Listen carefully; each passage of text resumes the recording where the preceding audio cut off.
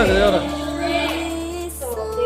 ನಮಗಾಗಿ ಸತ್ತು ಜೀವಿತವಾಗಿ ಎದ್ದು ಬಂದಂಥ ದಿನದಲ್ಲಿ ಎಷ್ಟೋ ಜನಕ್ಕೆ ಕೊಡದೆ ಇರುವ ಒಂದು ಸಮಯವನ್ನು ಎಷ್ಟೋ ಜನಕ್ಕೆ ಕೊಡದೆ ಇರುವ ಒಂದು ದಿನವನ್ನು ಏನ್ ಮಾಡಿದ್ದಾರೆ ನಮಗಾಗಿ ಕೊಟ್ಟಿದ್ದಾರೆ. ಎಷ್ಟೋ ಜನ ಲೋಕದಲ್ಲಿ ಹೋಗುವಾಗ ಅಲ್ಲಿ ಇಲ್ಲಿ ಕಷ್ಟಪಡುತ್ತಾ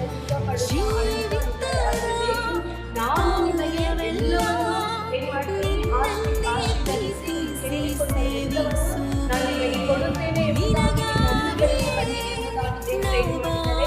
ಈಗ ನಿಮ್ಮನ್ನ ಮಾತ್ರ ಯಾಕಂದ್ರೆ ಎಷ್ಟೋ ಜನ ಕಲಿತುಕೊಂಡಿದ್ದಾರೆ, ಅಕ್ಕಪಕ್ಕದ ಹಳ್ಳಿಗಳಲ್ಲಿದ್ದಾರೆ. ಆದ್ರೆ ನನ್ನನ್ನು ನಿಮ್ಮನ್ನ ಮಾತ್ರ ದೇವರು ಯಾಕೆ ಕರೆದಿದ್ದಾರೆ?